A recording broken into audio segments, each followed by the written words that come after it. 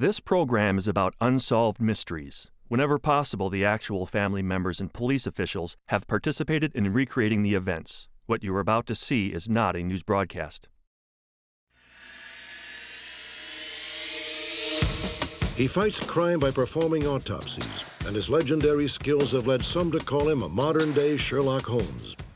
He is forensic pathologist Dr. Cryil Wecht, and tonight we'll accompany Dr. Wecht as he investigates a mysterious and controversial death of a young college student. You will also meet three very unusual investigators, genealogists, who claim that while researching their family trees, they were guided by an unexplained psychic force.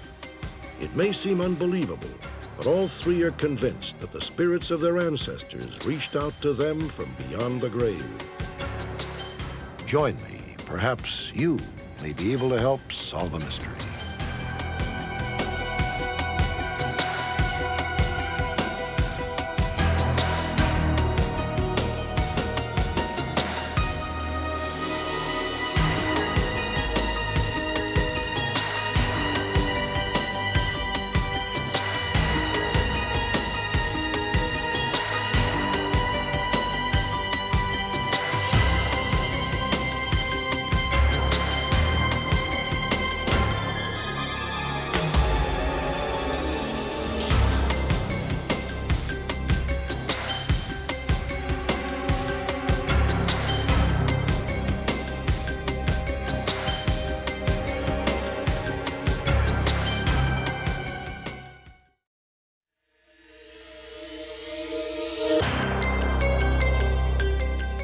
This poor little girl died as a result of being overcome by the flames and carbon monoxide, and that's what killed her. There is no evidence whatsoever to indicate that she had been cut on her throat. He has been called a real-life Quincy and a modern-day Sherlock Holmes. But by any name, Dr. Cryil Wecht is undeniably one of the country's top forensic pathologists. In court, it is Wecht's testimony that often tips the balance. To solve a murder and have that case defined, to prove that something was not a murder when somebody is thought to have committed a murder. The intellectual challenge is fantastic. The gratification comes from helping people in a very real sense. In 1993, Seth Floyd was found hanging by the neck in his jail cell. The authorities called it suicide. Dr. Wecht proved it was murder. Louis DiNicola spent 5 years in prison for a triple murder. Dr. Wecht proved the deaths were accidental, and DiNicola went home a free man. 8-year-old Tanya Palmer accidentally drowned in her own bathtub. At least that's what her mother's boyfriend told police. Dr. Wecht helped prove that, in fact, the boyfriend had murdered Tanya Palmer. In law enforcement circles, Cryil Wecht has become something of a legend. But one case continues to haunt him: the mysterious death of a 20-year-old college student near Pittsburgh, Pennsylvania. Perhaps tonight you can provide the clue that helps Dr. Wecht finally solve this controversial mystery.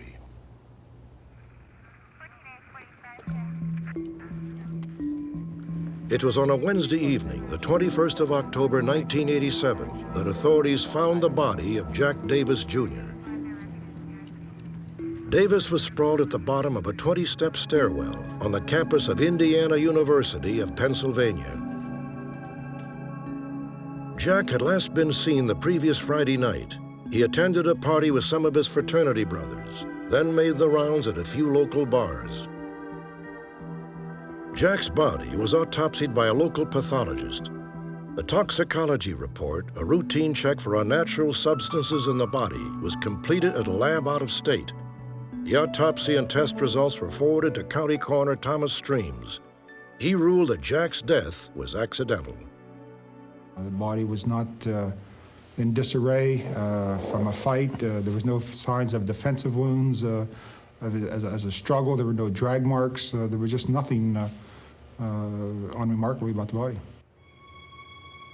The scenario was that Mr. Davis wandered down into the stairwell in an intoxicated state, perhaps to urinate, collapsed in an unconscious state, vomited, inhaled the vomitus into his lungs, which therefore then subsequently caused his death.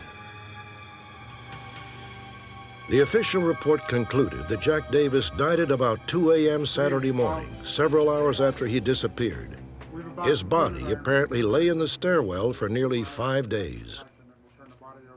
I couldn't believe or comprehend that he could have died that way, and I was told that was a common occurrence. I found it hard to believe. Jack's mother, father, and stepmother took him home to Penn Hills, Pennsylvania, and laid him to rest. Even as Jack's family grieved, their doubts about the official findings began to grow. But for more than 2 years, they pushed aside their concerns.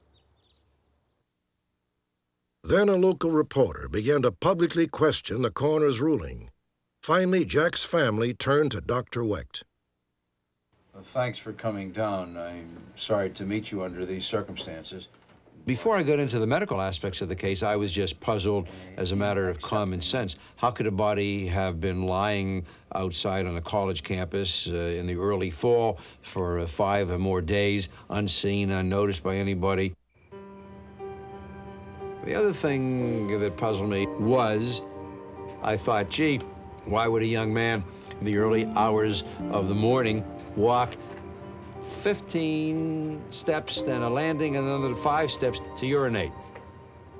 I remember when I went to college, and I remember what young men will do if they have to urinate, especially if they are inebriated, and it's the wee hours of the morning and nobody is around. Not too many people have that kind of discretion and personal sensitivity. So you see, that did not fit either. We've managed to get a copy of the toxicology report, and we need you to look at this and tell us. You have that with you? Yes, I do. Almost immediately, Dr. Wecht found glaring discrepancies in the report. Go ahead, please. Although by all accounts, Jack Davis had been drinking heavily on the night he supposedly died, absolutely no alcohol was found in his blood.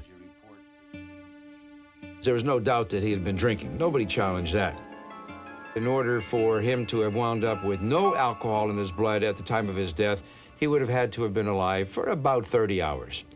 The fact, then, that there was no alcohol in his blood indicates to me that he did not die at that time, you know, when they theorized he had fallen down the steps.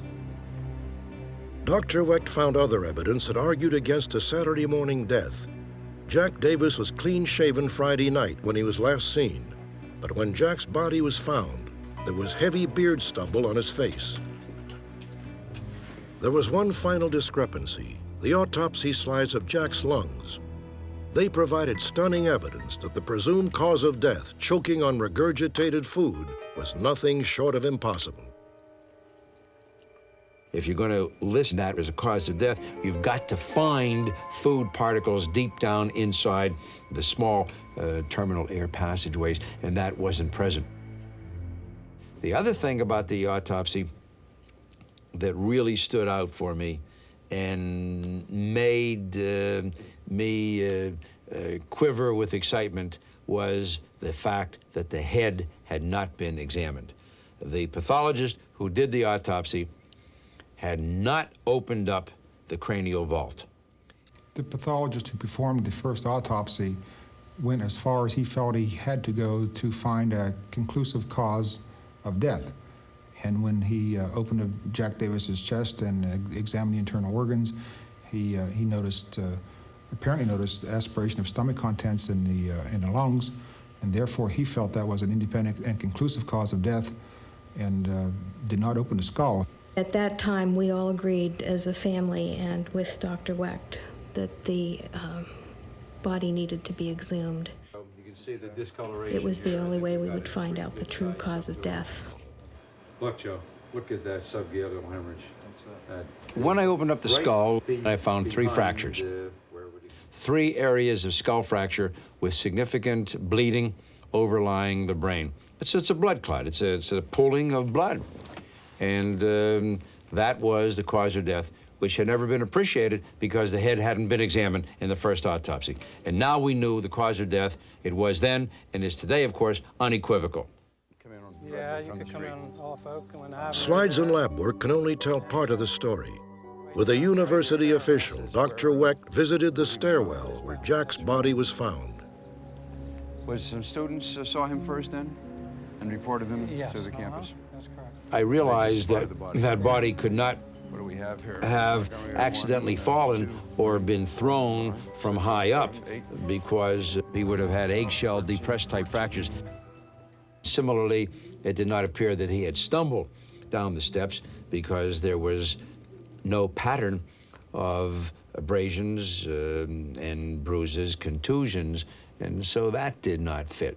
I wonder, Miss Montgomery, if we could possibly get into the building We can do and that. see from that second floor, or even the third and fourth floors, whether one can look out, and then if one did, whether you would be able to look down here.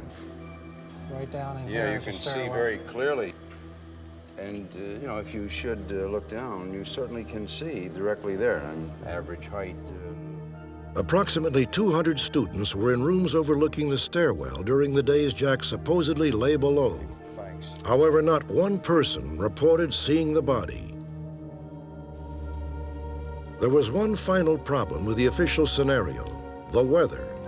During the 2 days before Jack's body was found, heavy rain fell on the campus. Jack's clothes were not wet.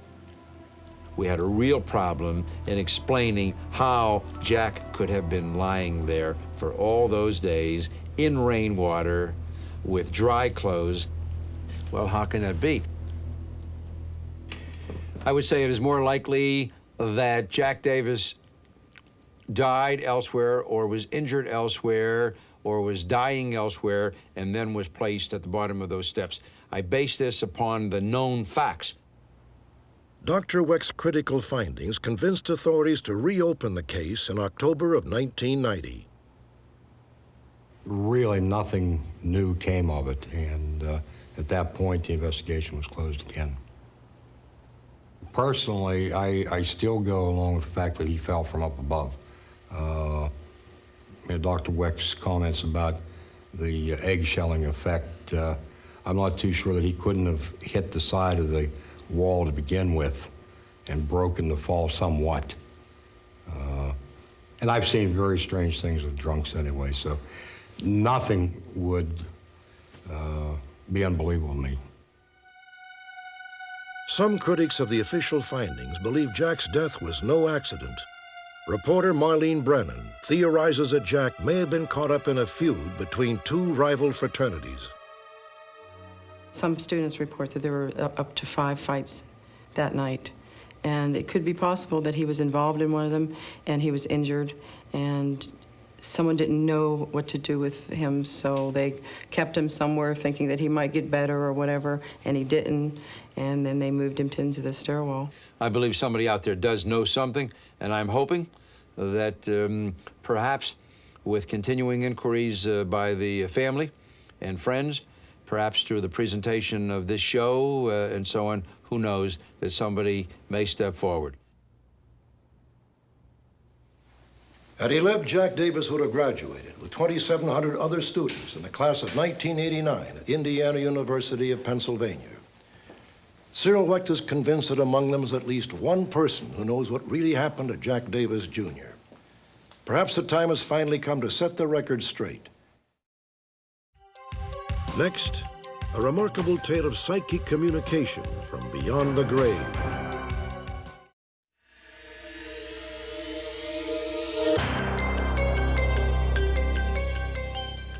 You're about to meet 3 very unusual investigators. Genealogists who spent years digging through dusty old books and papers, trying to piece together their family histories. It may sound dry, but these 3 claim that in the course of their research, they were guided by mysterious forces. Perhaps the spirits of their ancestors, long dead and long forgotten.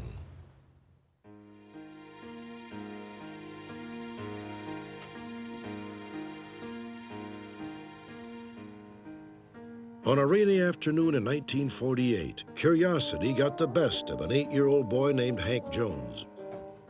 His basement held a most tempting mystery, an old steamer trunk filled with unknown relics.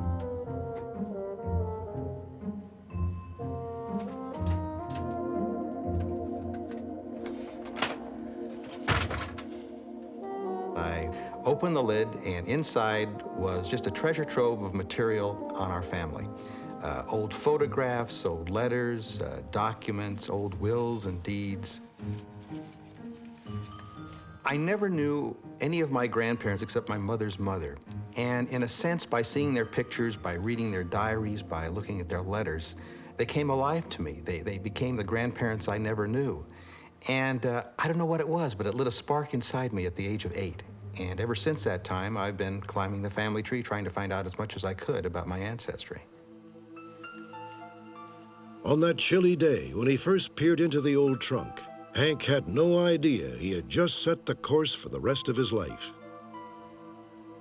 Today, some 46 years later, Hank Jones is the author of a book, Psychic Roots, and one of the country's leading genealogists, devoted to piecing together long-lost family trees. Tracing his own family has proved one of the most difficult challenges. Hank is descended from a hardy band of German immigrants known as Palatines. The Palatines were one of the biggest immigrations we've ever had to the New World. And this one little branch of mine started out for the New World, but they ended up in Ireland in 1709 rather than coming on to New York with all the rest of them.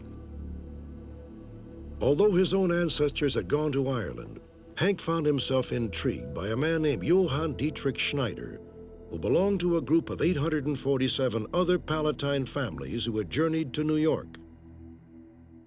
I don't know why, but I felt this almost obsession to find out more about them. So I hired a lady named Carla Mittelstadt Kupacek to go village to village for me, looking for all these families in Germany. But we had to start somewhere, and I didn't know where to really tell her to start. And so just off the top of my head, I said, Carla, I don't care. I have no vested interest in any of them. But I've always been interested in a man named Dietrich Schneider who came in this group to New York from Germany. Go look for him first. In a remarkable turn of events, Hank later learned that he had picked the one person out of the entire migration who was actually related to him. I don't know how to explain that, but it was just the beginning of a bunch of strange coincidences, strange occurrences that started happening to me as I was studying these Palatine Germans. I would start to dream about them, for instance. At first, the dreams were more about visions of the Palatines' lifestyle. You know, I used to dream about them coming to America, and I could see the ships, I could see them landing, things like that. And then I started dreaming about particular home villages of certain immigrants I was looking for, but I hadn't found yet. So I decided to write down some of the places where the dream suggested I look. And lo and behold, we found about 5 to 7 of those families exactly where the dreams said they would be located overseas. Could the spirits of Hank's ancestors have somehow reached through the mists of time to lead him to places he would never have thought to investigate? Hank became convinced that was precisely the case. He sent out letters to other genealogists to see if anyone else had had a similar experience. Well, I got 200 responses, and practically every response started with, "I know what you mean," or "Yes, you struck a familiar chord." And then they would relate these unbelievable experiences that had happened to them when they were doing their genealogies over the years. One of the most intriguing responses came from Dr. David Fox, a forensic psychologist in Ontario, Canada. In studying his bloodlines, David became fascinated by his great-great-grandfather, Charles Fox. David learned that Charles had been a sergeant in the British Army in the mid-1800s during the great colonial campaigns in India and Pakistan.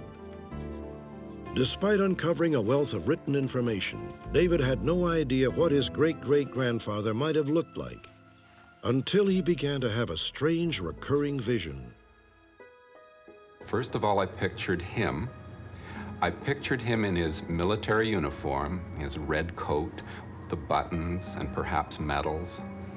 And then the picture over time started to include his wife and his child, who would be my great-grandfather.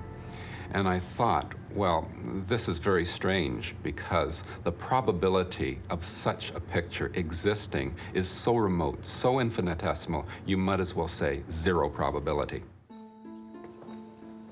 In 1987, David and a friend traveled to England in search of additional information about David's ancestors. I want to go look at those figurines. Right, I'll see you outside in half an hour. Okay. Towards the end of the trip, they stopped at the Norwich Castle, a popular museum and art gallery in Charles Fox's hometown.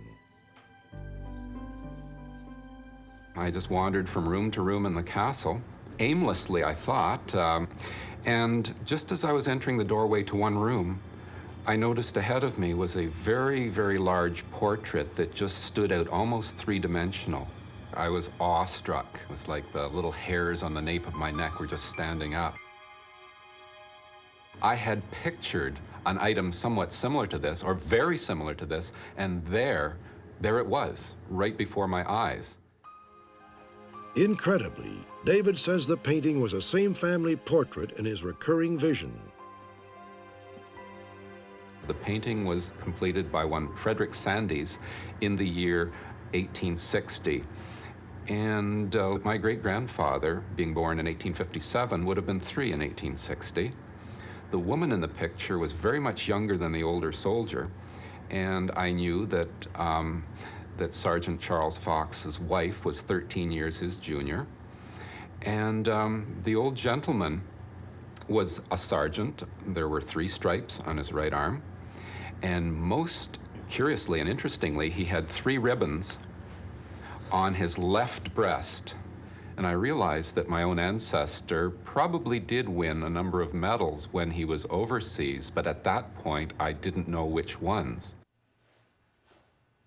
When David returned home, he immediately began searching for confirmation that the man in the portrait was indeed his ancestor. David learned that the medals in the painting had been awarded for the Sutlej campaign, the Punjab campaign, and for long service and good conduct. Those same 3 medals had been awarded to David's great-great-grandfather, Sergeant Charles Fox.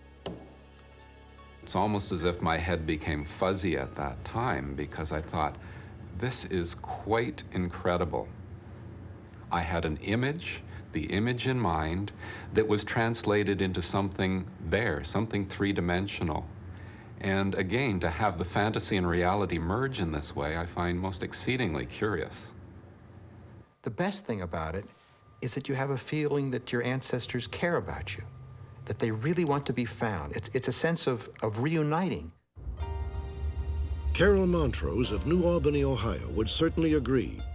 While researching her family tree, Carol became particularly intrigued with a woman named Catherine Reddish Stegmeyer, who she believed might be her great-great-aunt. But Carol was unable to find the date of Catherine's death or her final resting place. Gino, hurry, look. Then in the fall of 1988, Carol and her son were searching through cemeteries in northwestern Ohio when they came upon a hot air balloon in flight. Are we following? Sure. It's going over that way. So all of a sudden there was a road on my right and I turned and we're sort of following the balloon at this point. And it came down so low that it actually clipped the top of the trees. And all of a sudden I saw this church with a cemetery across the street, and the balloon appeared to be landing in the back behind the church. Gino, look, I think it's going to land over by that church. But instead of landing, the balloon took flight again. Carol now believes that the spirit of her great-great-aunt had guided her to follow the balloon to this remote church, 150 miles from her home.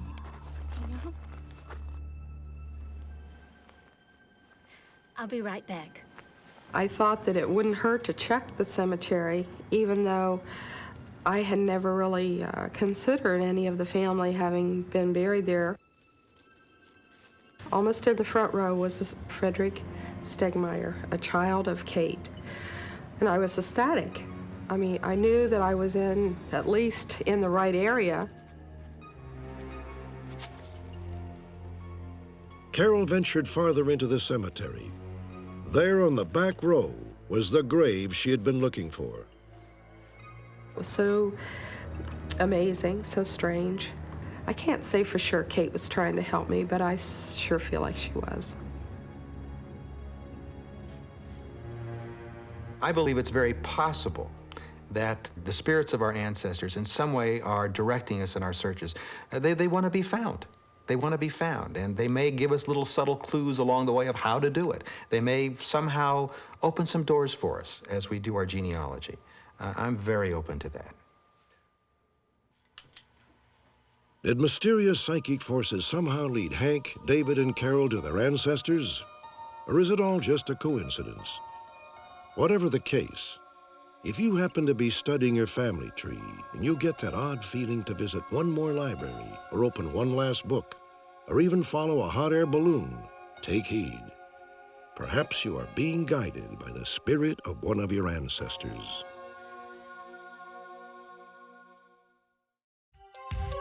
When we return, a young woman has disappeared and may be hitchhiking around the country, lost and alone.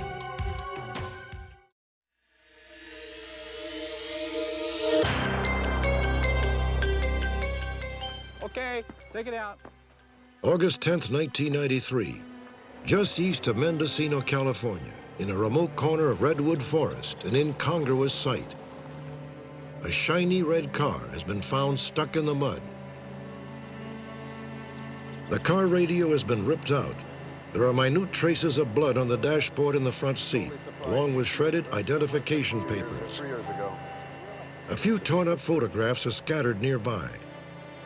The scene appears to bear all the earmarks of foul play, but in this case, nothing is as it appears.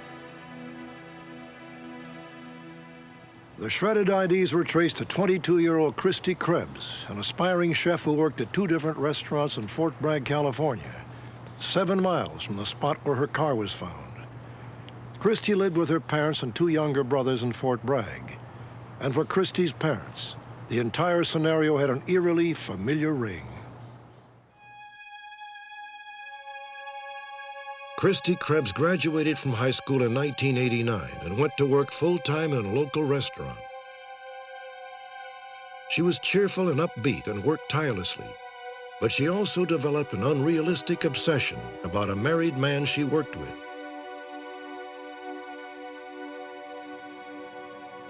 On April 30th, 1990, Christie became unnaturally euphoric, fantasizing an imaginary wedding.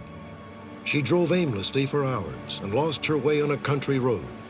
The car she was driving became hopelessly stuck in the mud.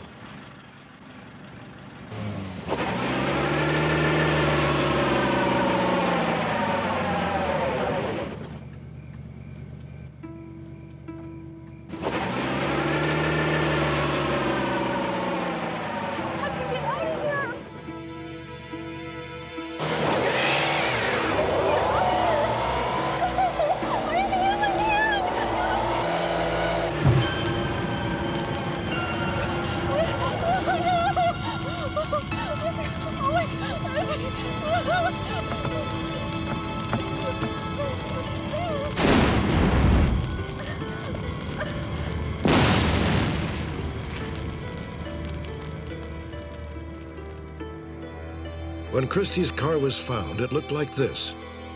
The interior had been totally destroyed by flames. The fire was an almost unheard-of freak occurrence, which apparently triggered in Christie a traumatic mental breakdown. The morning after the incident, railroad workers were alarmed by the sight of a dazed and disoriented young woman wandering along the tracks. One of the workmen recognized Christie and telephoned her mother and father, who immediately picked her up. Initially, we thought things were okay, but as we were driving back into town, the behavior we were getting from her was very bizarre, chanting and patting her, doing very weird things. And I just looked at my wife and said, "We're not going home, we're going to the hospital." I remember in the examining room, she was still acting very, very strange. And for the first week to 10 days at least, she was really incoherent. We wondered if she was ever going to be the same again. At first, they thought that she might have been on drugs, but they were able to test her and see that there were no drugs in her system. Hey, kiddo. Hi, Kristi. Over the next few months, Kristi was in and out of the hospital 4 different times.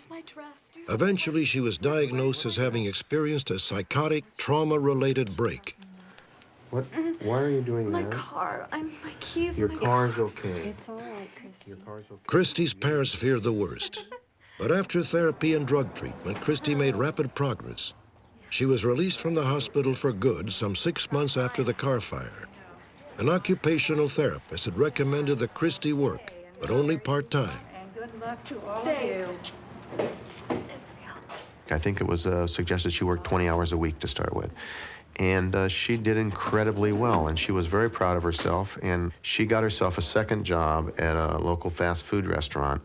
Both jobs were calling her in more and more, and there were often days when she would work 5 or 6 hours at each job, and that would get her anywhere from a 10 to a 12-hour day.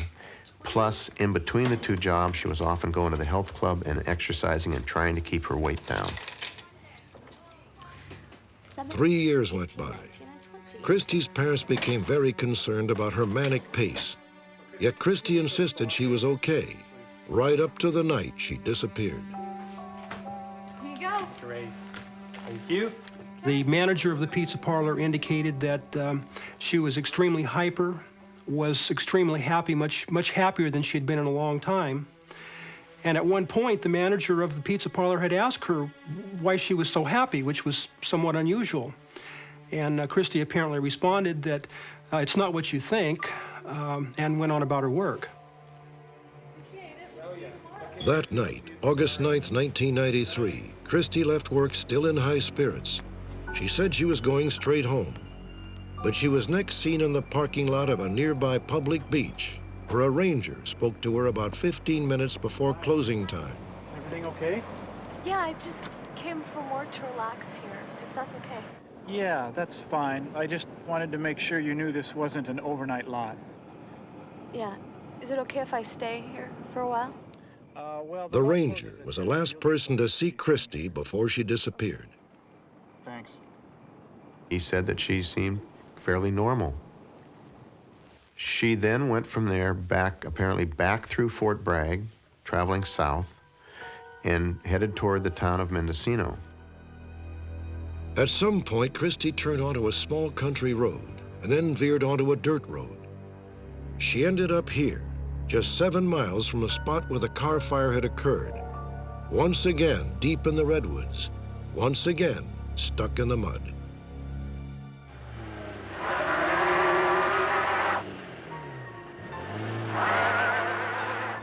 I think that she probably had flashbacks to 1990. It was like reliving that nightmare, and all of that, I think, just overloaded all the circuits.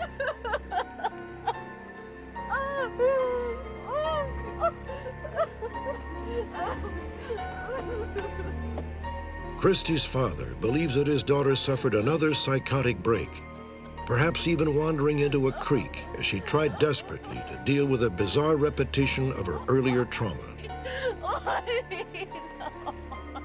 In my mind, the last thing she did, she went through her wallet in total frustration, whether she's looking at pictures of family and friends. She ripped them all up. She ripped them up and scattered them around. Whether she was destroying her past and trying to get away from it, you know, I really don't know.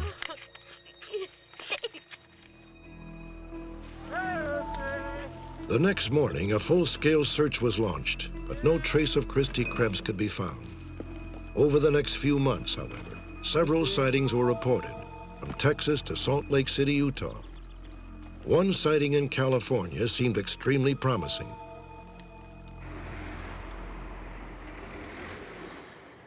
On June 30th, 1994, an off-duty highway worker named Mike Case stopped to pick up a hitchhiker near Visalia, California, 300 miles south of the spot where Kristi's car was abandoned.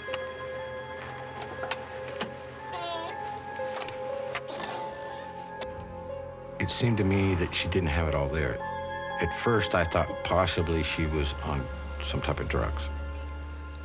But talking with her a little bit at the beginning, I knew that possibly she was in a world of her own. What happened to your wrist there? I did happen to notice that on her wrist, there was 2 slash marks on her wrist.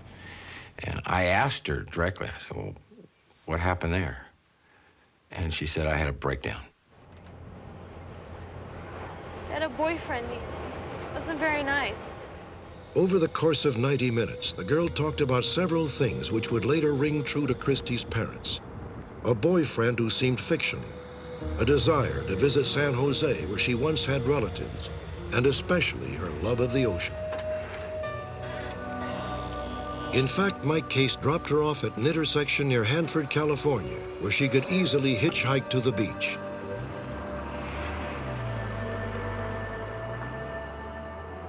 A week later, Mike Case read an article in a trucker's magazine about Christie Krebs' disappearance. He contacted Christie's parents, and they immediately sent photographs. I went through several of the pictures, and my personal feeling, that was the girl I picked up on the freeway. I'm positive that is her. I'm positive. And I can say that now. I can say it's positive. I believe that Kristi is out there somewhere and that she's alive because Kristi is a survivor. She has a lot of strength. She's very friendly. I believe that she would not be a loner, that she would hook up with someone, and that she would make sure that she got through this, and I really believe that she has that ability. We want her back home because we know that with our help, she can once again recover from whatever it is that she's going through. And we really hope somebody out there knows where she is and can help her get home.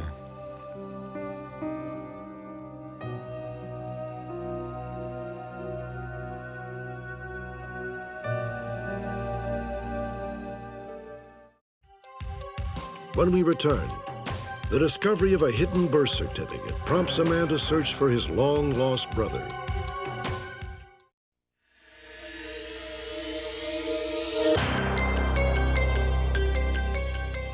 Mom and Dad's secret papers. As children, most of us knew that our parents kept a treasure trove of mysterious and forbidden items tucked away in a special box or just out of reach in a bureau drawer. For a man named Walter Thomas, this was just such a box, the object of decades of curiosity. Just a few days after his father's death in 1993, Walter finally peeked inside and stumbled on a surprising unsolved mystery.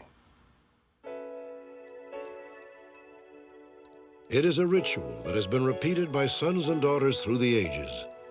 Walter gathered the family together and opened his father's stash of private papers.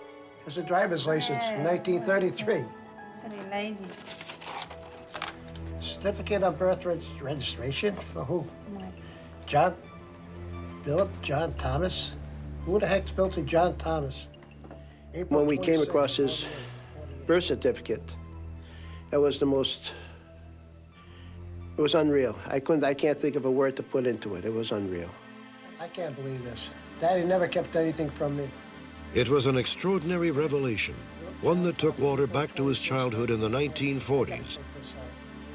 Growing up, he had never heard so much as a whisper about a younger brother named Philip.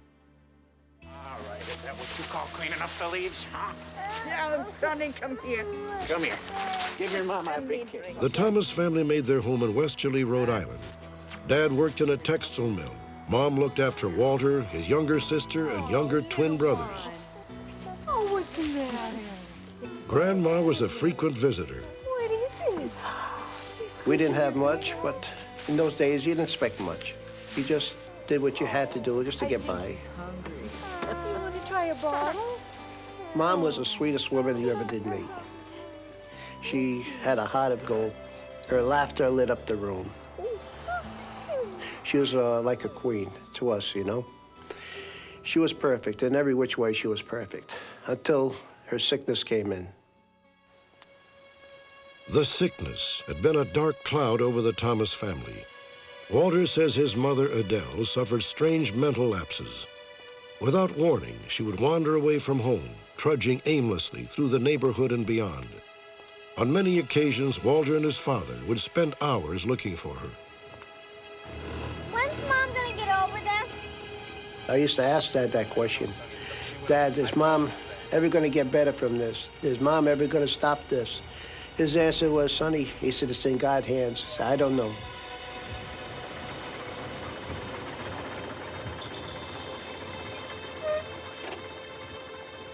Sometimes she was happy to see us, and sometimes she didn't even know us. Mom! Adele? It's me, Walter. You all right? On several occasions, Adele's condition deteriorated so much that Walter Sr. had no choice but to admit his wife to a hospital. The children were not allowed inside. And Mom used to come to the window, and she hollered down at us, you know. And We love you! Oh, honey, I love you too. When are you coming home? I'll be home soon. I promise you, sweetheart, I will. Oh, draw Mama a kiss. With Adele confined to the hospital and Walter working long hours at the mill, Grandma looked after the children. Not everyone approved of the arrangement. Your name Walter? Yes, sir. Walter, would you ask your two brothers and sister to come out here with you, please? Grandma? Yes? Hello, Mrs. Thomas. This is the Thomas household. We are from the Department of Social Services, and we're here to take Walter Jr., Sarah, Richard, and David to the agency with us. Inside, Walter. This home is unfit for these children to continue living in. Unfit? my grandmother told them, she said, this Thomas family is a Thomas family. It's going to stay a Thomas family, together. I love these children. You get off my property. The social service agents were apparently convinced. My property. They never again bothered the Thomas family.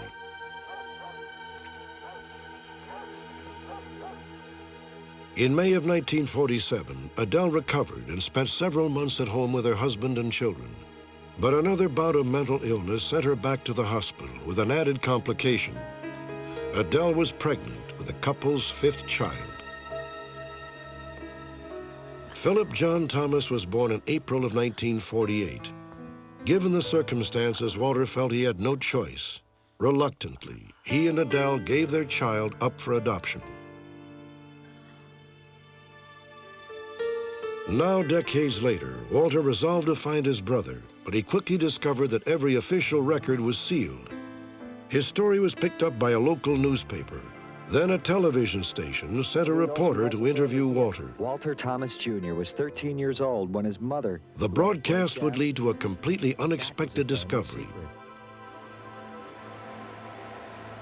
A woman named Phyllis Monroe, who lived just 35 miles from Walter, telephoned with the stunning news that she had known Philip as a child. 3 days later, Walter and Phyllis met. Phyllis, is that you? Hi. You Phyllis? You have to be Walter. You look just like Philip. Hi, honey. Oh, my gosh. I can't describe what it felt like to meet her at the time, because so many things in my mind that I wanted to ask her. But when she seen me, you know, she looked at me, she started to cry. She started to cry, oh, my God. I said, just when I see you, she says, I see Philip, she says. He looked exactly like Philip to me, and that's all I needed.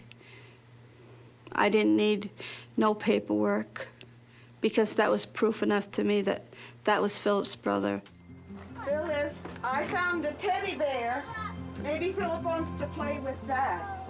As a child, Phyllis had grown up in a foster home under the care of a woman named Mary Thankful Teft. One of Phyllis's foster brothers was none other than Philip John Thomas. She vividly recalls the few years they spent together. When Philip came to the house for the first time, he was just darling, just the cutest little boy. He had brown eyes and brown hair, and to me, he was like a brother. Even the best of foster homes are temporary arrangements, and it was almost certain that Philip and Phyllis would one day be separated. Parting came suddenly in July of 1953. Philip had been adopted.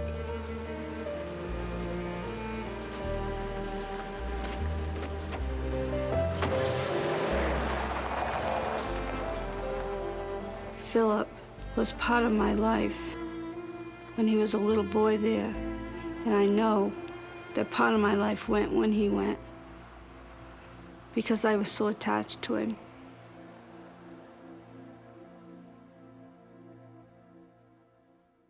Phyllis was able to share with Walter a tangible link to his long-lost brother. This photograph of Philip at about 3 years of age. To find Philip will close the Thomas family together. It's something that I have to do for my father. My father left me that there. He told me to find him.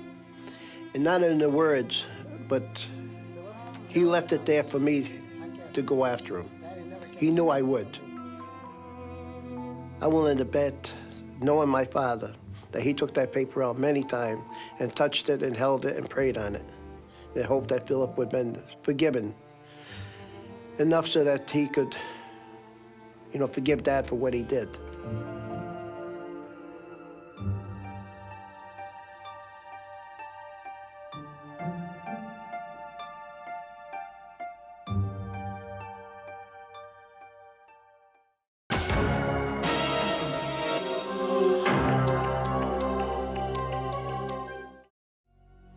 Join me next Friday for another intriguing edition of Unsolved Mysteries.